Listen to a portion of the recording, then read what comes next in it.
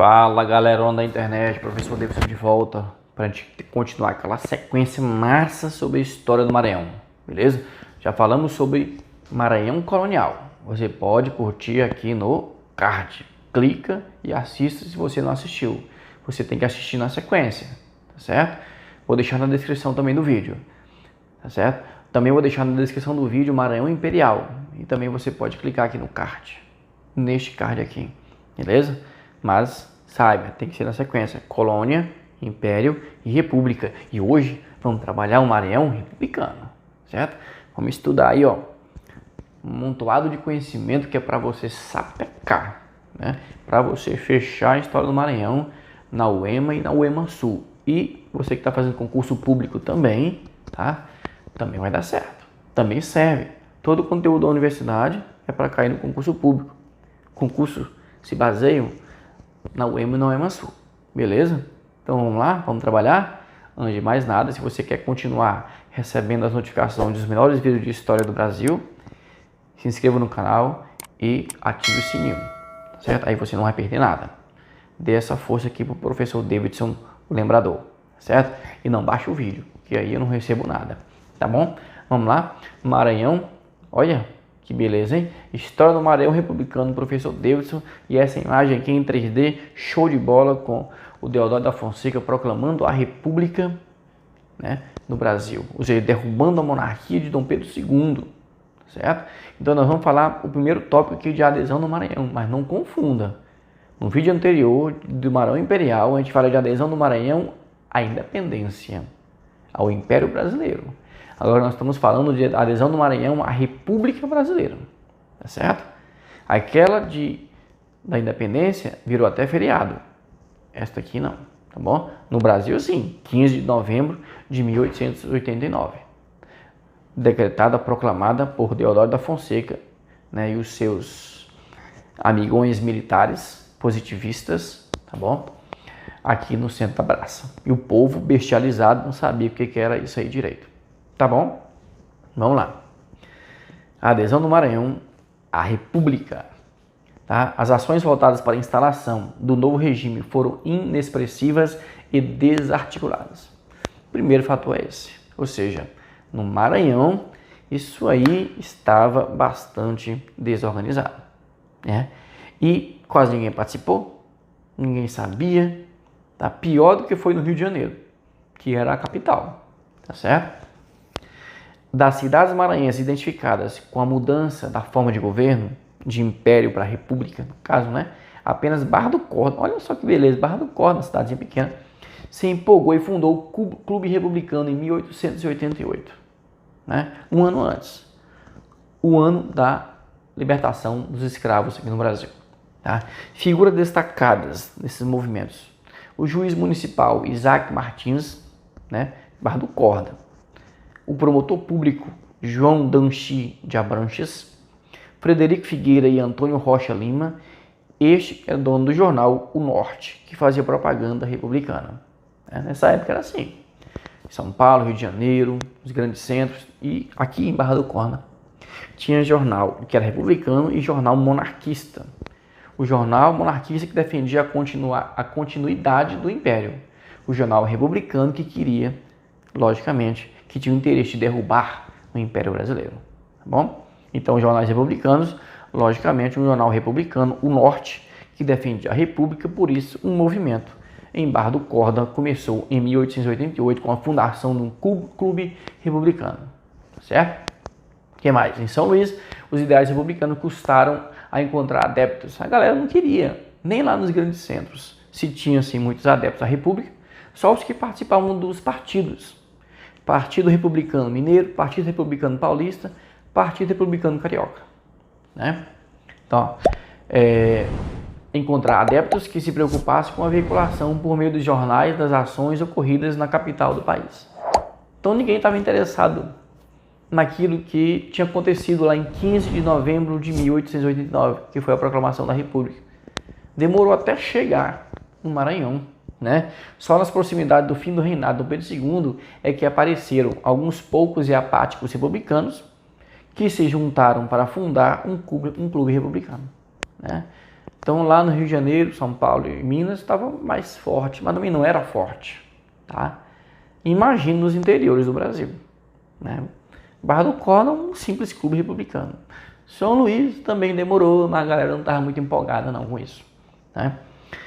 Quem organizou em São Luís? O jornalista Francisco de Paula Duarte, tá? Conhecido Paulo Duarte, tá? E Casimiro Dias Vieira Júnior, este dono do jornal O Globo, que se tornou o porta-voz do movimento para a instalação da República no país. Beleza? Vamos lá. Movimento Popular, 17 de novembro. 17 de novembro, 2 dias depois que aconteceu lá no Rio de Janeiro. A proclamação da República por Deodoro da Fonseca. Em 17 de novembro do Maranhão, o que vai acontecer? Movimento Popular, 17 de novembro. Olha só, né? A notícia da proclamação chegou primeiro a Paulo Duarte, o dono do jornal, Francisco Paulo Duarte. Mas não era a notícia oficial. Ou seja, era um boato, né?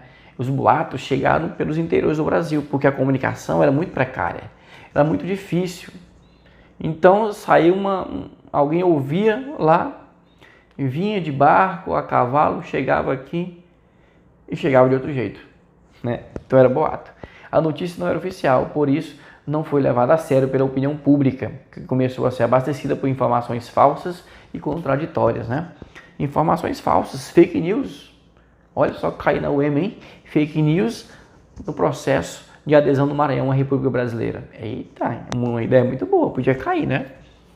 Então, que notícias são essas, professor? Quais notícias, por exemplo, né? Boatos. Eram tantos que os escravos libertos logo imaginaram que a República fora proclamada para tornar sem efeito a Lei Áurea. Os escravos pensaram assim, meu Deus do céu, galera proclamou a República e eles vão revogar a Lei Áurea, vão suspender a Lei Áurea e todos nós vamos voltar a ser escravos de novo, vamos para o tronco apanhar, ser amarrado na corrente, pelo amor de Deus, né? Então tinha esse boato. Razão pela qual ganharam as ruas da cidade na tentativa de invadir o jornal O Globo e depredar o jornal O Globo, que era o grande defensor da República.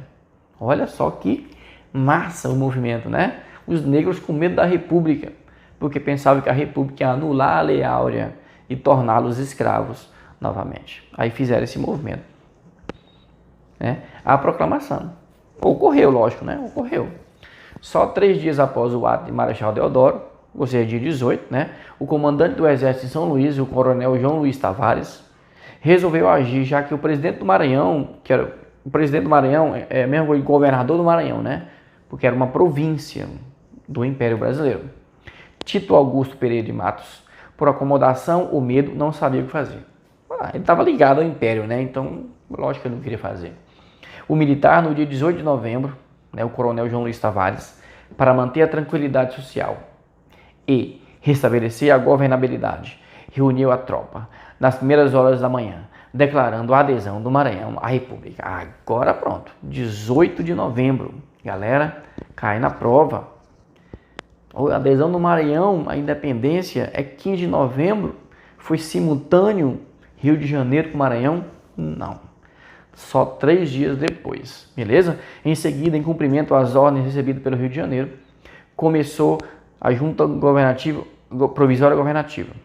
Ordem do Rio de Janeiro, ordem do Marechal Deodoro da Fonseca, para responder não mais pelos destinos da província, né? Porque numa república não tem província, numa república tem estado, olha lá, ó, mas de um dos 20 Estados Unidos da República do Brasil. Brasil, né? Ele foi chamado ele teve esse nome no início da República, Estados Unidos do Brasil. Foi uma cópia dos Estados Unidos também, né? A gente copiou muito de lá, até na nossa Constituição, em 1891. Beleza? O que mais?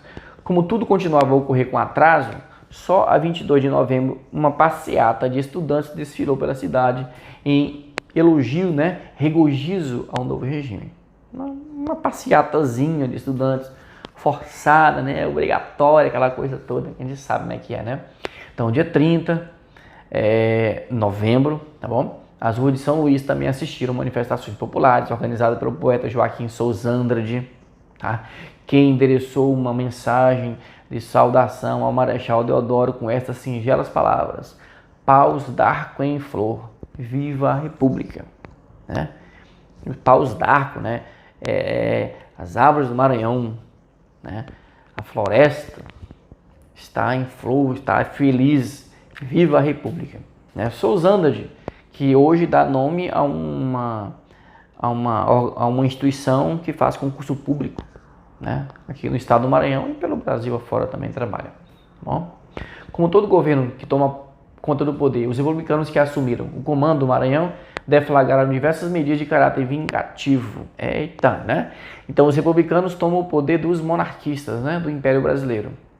E eles vão praticar algumas vingancinhas, né, só para não deixar barato. Destruição de materiais e símbolos do antigo regime. Bandeiras, insígnias, brasões, retratos do ex-imperador Dom Pedro II.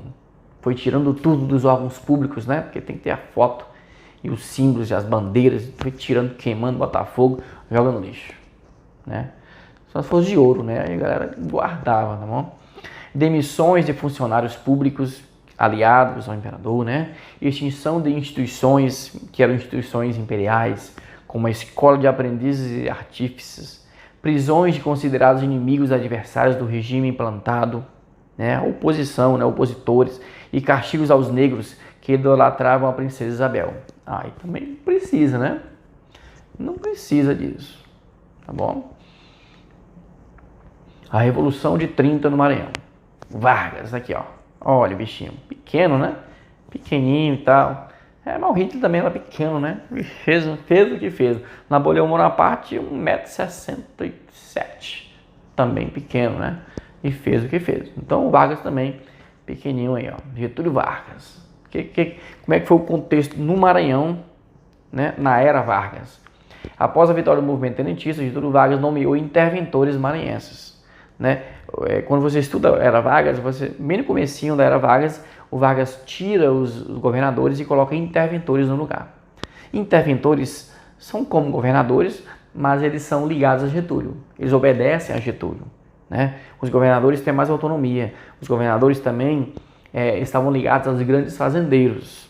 E o Vargas queria tirar esse poder dos grandes fazendeiros. Então ele tirou os governadores e colocou interventores. Ele escolheu a dedo todos os interventores para todos os estados do Brasil e colocou no Maranhão, né?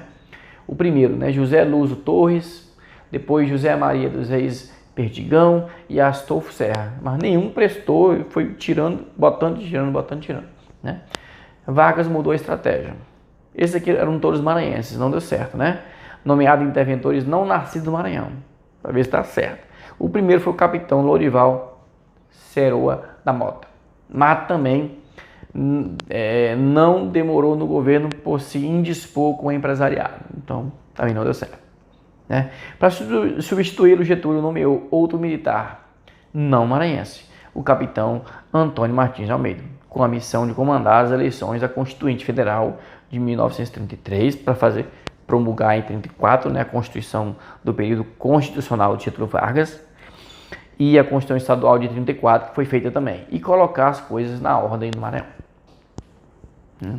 Meio mais ou menos, né? Após a eleição de Aquiles Lisboa para o governo do Maranhão, agora começa o período constitucional, em 34. Em 35 teve eleição, né, para governador. Aquiles Lisboa, né? Tem ruas por aí, aqui em Imperatriz do Maranhão, aqui na cidade de onde eu estou gravando, tem uma rua chamada Aquiles Lisboa. Eclodiu no estado uma grave crise política desencadeada pela dissolução da coalizão partidária, né, que apoiava o Aquiles Lisboa. Então a galera apoiou o Aquiles Lisboa, ele se elegeu. Quando se elegeu, a galera virou oposição a ele. Aí virou uma crise política. Tu sabe que o governador, ou o prefeito, ou o presidente, ele só governa se a bancada do Congresso estiver a favor dele, né? Quando o Aquiles Lisboa foi eleito, o pessoal virou contra ele, né? E aí, ninguém governa, né? Em janeiro de 36, a mesma Assembleia Legislativa que elegera Lisboa declarou o governador deposto, né? Então, olha só. A mesma a eleição ainda não foi direta, né? Foi indireta, porque a Assembleia que elegera o Aquiles Lisboa, em 35, tá bom? Governador deposto, e ante sua recusa em se exonerar, solicitou em abril a intervenção federal no estado do Maranhão. Briga, foi briga mesmo. O negócio foi feio aqui. No dia 14 de junho, o presidente Getúlio Vargas nomeou o major Roberto Carneiro de Mendonça para o cargo de interventor, tá? E procurou promover a conciliação das correntes em choque. Nós estávamos no período constitucional, né, em que havia eleições para governador. Mas por causa da confusão aqui, Getúlio Vargas tirou o governador e botou o interventor de novo, tá? Igual ele botou lá no começo do governo, em 30, né? Em 18 de julho de 35, foi eleito governador pela 36, quer dizer, 18 de julho de 36. Paulo Ramos foi eleito governador pela Assembleia Legislativa, não é voto direto do povo, é eleição indireta, igual aqui em Lisboa foi também, tá bom? Então, foi eleito pela Assembleia e assumiu o cargo no dia 15 de agosto. Paulo Ramos, marca, este nome você marca, certo? Ele é aqui de Lisboa, mais destaque assim, aqueles outros lá só para mencionar mesmo. O que o Paulo Ramos vai, como é que vai ser a interventoria, né? Paulo Ramos foi nomeado interventor federal no Maranhão em 23 de 11 de 37. Agora atenção, 23 de 11 de 37, nós já estamos no Estado Novo. Uma ditadura que Getúlio Vargas implantou, né? Se você estuda a história do Brasil, você sabe, não vou dar aula de Estado Novo aqui, tá? E volta às interventorias em todos os estados brasileiros. E no Maranhão, né, ele vai ser nomeado por Getúlio Vargas, não vai ser eleito, tá bom? Durante sua gestão, foi organizada a Secretaria de Justiça do Estado e edificado o Instituto de Educação do Maranhão. Tem que fazer, né? Foram também instaladas colônias de psicopatas, pelo amor de Deus, hein? E de leprosos. Foi criado o Centro de Saúde Paulo Ramos e restaurado o Hospital Geral do Estado. Não, o Centro de Saúde Paulo Ramos, que beleza, hein? Botou o nome dele no Centro de Saúde. Muito espertinho, né? O que mais que Paulo Ramos fez? Através do sistema de fomento agrícola, então instituído, foram concedidos créditos aos pequenos produtores, principalmente ao sul do estado do Maranhão, dedicados às culturas de arroz e algodão. Ó, falando de algodão aqui, né? Nós já estamos no século XX. Eu falei para vocês, houve uma crise agrícola, mas esses produtos não sumiram, tá bom?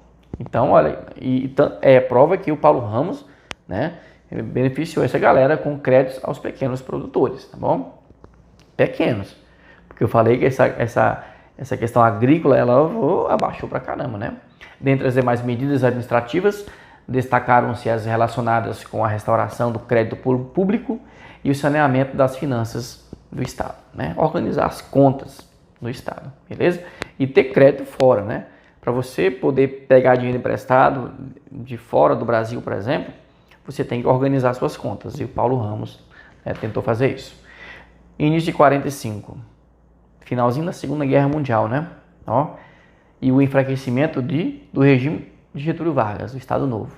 Por que enfraqueceu com a Segunda Guerra Mundial? Porque o exército brasileiro foi lutar contra os fascistas na Itália. Aí quando ele volta, ele encontra Vargas, um fascista no Brasil, um ditador, né?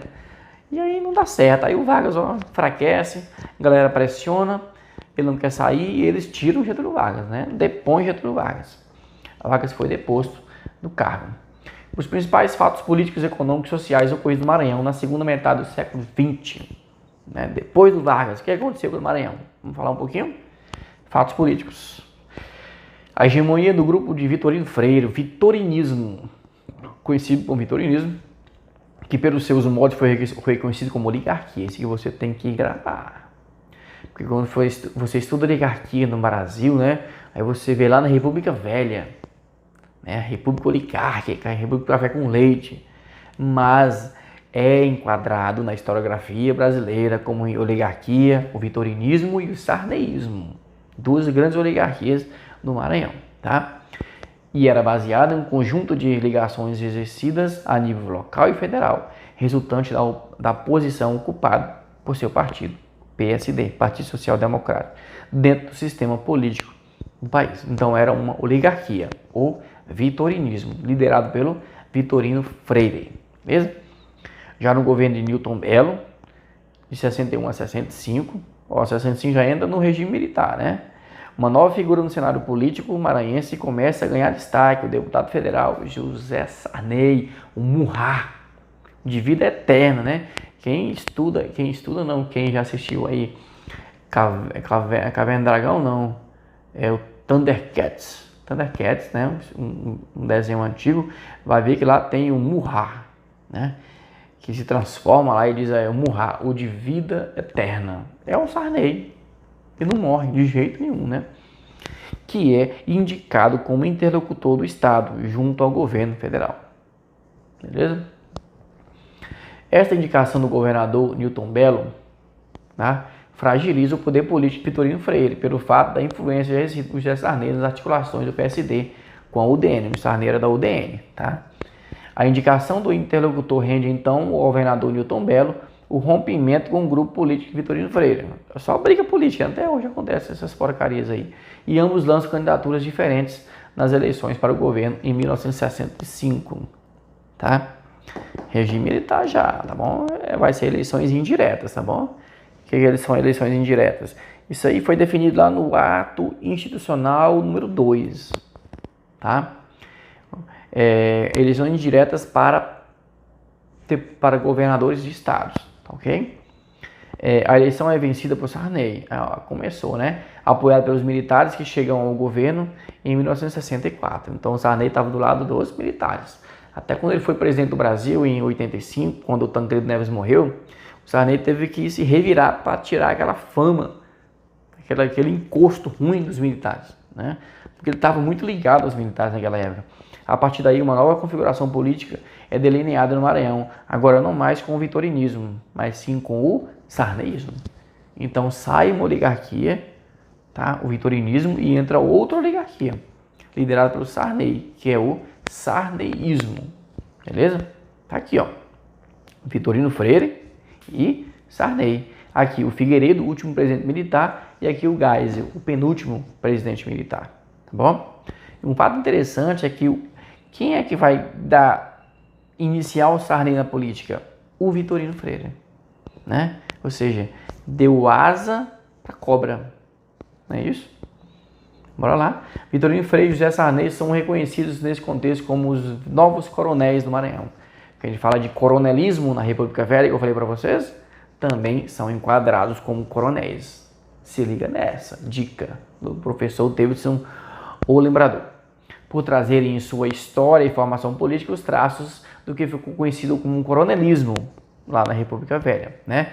São os coronéis modernos, por conseguirem uma movimentação política entre o local e o central e por conquistarem principalmente do poder central o respeito e a autoridade de um comando local, né? Tanto o Vitorino como o Sarney tinham uma grande moral, né? Tanto que o Sarney vai se candidatar em 84, né, a presidente da República como vice do Tancredo Neves. Então ele tinha nome, era forte, tá bom? Eis a questão, como é que Sarney entrou na cena política, né? É isso que eu estava falando para vocês agora, porque é interessante demais. Você Sarney ingressou na carreira pública no grupo de Vitorino Freire, né? Como eu falei, Vitorino Freire deu asa à cobra. E o Sarney, pegou ele, como apoio de seu pai, que na época era desembargador, o pai do Sarney era desembargador, né? E tinha um desejo de ver seu filho na política. Olha que beleza. Seu pai do Sarney, por que o senhor fez isso? Né? Não bastava apenas ter um cargo na esfera pública, como já o caso de Sarney, como era assessor do governador. Eita, que beleza, hein? Meritocracia purinha. Era importante um padrinho político que ele indicasse e apoiasse, como fez Vitorino Freire. E Vitorino banca o Sarney, né? Ou seja, Sarney entra na cena política através do apadrinhamento de Vitorino Freire. Dessa forma, Sarney iniciou a vida política partidária, sendo filiado ao PSD, né, e concorrendo ao cargo de deputado federal. Em sua carreira, chegando até a presidência da República. O que se percebe é uma trajetória flexível, com idas e vindas em diversos partidos, sempre estrategicamente com a intenção de se permanecer no poder, né? Era da UDN, foi PSD, depois foi PMDB, tá bom?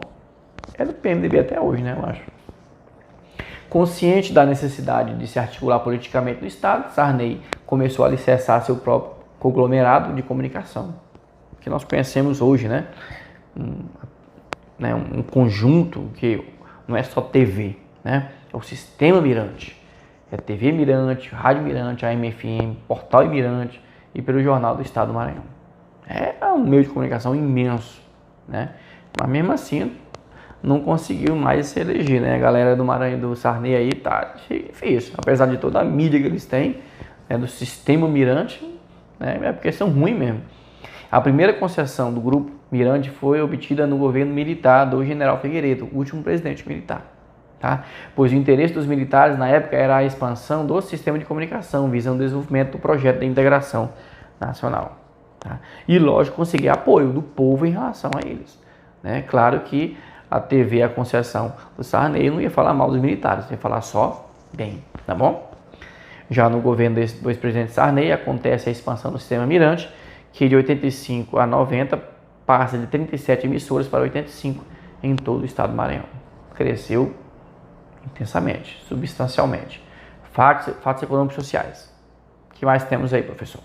O senso comum identifica uma periodização da economia maranhense, pautada nos ciclos de cana-de-açúcar, algodão e babaçu. Né? Colônia e império. E a colônia é um pouquinho de cana-de-açúcar, bem pouco mesmo. Tá? Mas a cana-de-açúcar e algodão é mais império brasileiro. Tá? E o babaçu na República, século XIX, século XX, né? Em diante. O babaçu predominou desde os anos 1920 até os anos 1970. Grande economia, muito tempo, né? 50 anos aí basicamente só de babaçu, que sustentava. Antes tivemos algodão, tivemos açúcar, tivemos arroz, tá? Nas duas últimas décadas, isso aqui, a questão da econômica de todo esse período, você vai ver nos vídeos anteriores, tá? De colônia e império. Nas duas últimas décadas do Império século XX, havia uma predominância na produção intensiva de soja no sul e leste do estado, além de cana-de-açúcar para a produção de álcool anidro hidratado nas regiões Tocantina, Gerais de Balsa e Baixo Parnaíba, bem como uma razoável pecuária de corte. Tudo isso entrecortado por segmentos de agricultura familiar. É o que nós vemos hoje, basicamente, né? Soja, a questão aqui, né, da cana-de-açúcar e também da pecuária, né? E temos aí também, agora mais recentemente, a questão da Suzano, né? Indústria de papel e celulose, tá? Colocado sobre esse bolo econômico, como cereja, né? Tá a Alumar, que foi criada em 1984, e a Vale Rio Doce, em 1942, né? Mas vai ser expandida no regime militar, tá bom? Para cá, para nossa região. Bem como a base de lançamento de Alcântara, né? Lançamento de satélite, pensa numa base. Criada em 1987, explodiu em 2003, um escândalo mundial aí, que foi soltar um foguete lá, nem levantou nem um pouquinho, só explodiu, matou gente, tudo. Pode ver documentários e fotografias na internet, tá bom? Os dois primeiros são frutos do último planejamento da ditadura militar, o segundo Plano Nacional de Desenvolvimento, né, do governo Geisel. Tá? Os dois primeiros, a Alumar no norte e a Vale do Rio Doce, né? Que a Vale do Rio Doce era só em Minas Gerais, que o Getúlio Vargas criou no Estado Novo. Depois os militares trouxeram a Vale para o norte do Brasil. Em 1970 entrou em operação a usina de Boa Esperança e 3 anos depois foi inaugurada a fábrica de celulose e papéis Cepalma, que utiliza matéria-prima local. Beleza até aqui? Certo. Explosão da base de Alcântara em 2003, né? Olha só. Uma fumaça, menina, explosão, né? Tem poucas imagens assim, uma resolução não é muito legal, né? Mas esse aqui dá para ver melhor um pouquinho que a área afetada foi grande. Morreu as pessoas que estavam ali próximo, né, do lançamento. A partir de 60 e 70, a economia do Maranhão ganha impulso. São feitos investimentos nos setores de agropecuária, extrativismo, vegetal e mineral, estimulados pelos incentivos fiscais da Superintendência do Desenvolvimento da Amazônia, Sudam, porque o Maranhão, né, essa parte aqui ainda de Imperatriz, uma parte do Maranhão, ela está na Amazônia Legal, então ela ainda é coberta pela Sudam, tá bom? E a Superintendência do Desenvolvimento do Nordeste, a Sudene, tá bom? Beleza? Certinho? Olha aqui a Serra de Carajás, né, que foi a expansão da Vale Rio Doce, que hoje ela é chamada de Vale apenas, tá bom? Ela era somente em Minas Gerais, criado pelo Getúlio Vargas, como eu falei, e os militares expandiram para aqui, para a região, né? No projeto Grande Carajás, né? Os grandes projetos de criação de gado, de plantação de soja, de arroz e de extração de minério de ferro, como o projeto Carajás, trazem riqueza, mas aumentam a concentração fundiária e, por consequência, as migrações, além de provocar devastação florestal. Isso aqui é importante para o Emo-Emaçu, né? Porque eles gostam de pegar essas contradições. A galera pode pensar assim, porra, investiu muito e tal, criou fábrica, investiu na agricultura, projeto Carajás, Vale Rio Doce, Alumar, não sei o quê. Por um lado, tem seus pontos positivos, mas gera outros pontos negativos, tá? E isso você tem que ficar atento. Gera concentração de renda, gera expropriação de terras, a galera expulsa de suas terras, né? Por conta para onde vai passar o projeto, vai passar a linha de trem, vai inundar para fazer a represa, né? Então tudo isso gera grandes problemas ambientais e sociais, tá? No fim dos anos 70, quase metade da formação original das matas de transição maranhense entre o Cerrado e a floresta amazônica já havia se perdido, tá? Consequência, isso aqui, beleza? Esses projetos econômicos também impulsionam disputas de terra e conflitos com a população indígena, causando invasão, tensão e violência. Conflitos agrários, conflitos fundiários, como são chamados, entre índios, poceiros, fazendeiros, tá certo? Beleza, pois finalizamos a nossa última aula de História do Maranhão, né? Se você não assistiu, olha na descrição, tem a primeira aula de Maranhão Colonial, tem a segunda aula de Maranhão Imperial e esta é somente a terceira aula. E você tem que ver as 3 na sequência para você aprender tudo de História do Maranhão, né? E fechar a História do Maranhão no Emo-Emaçu e concurso público que você vai fazer. Beleza? Um abraço, se liga no lembrador, se inscreva, tá? Compartilhe com a galera. Até a próxima aula. Valeu!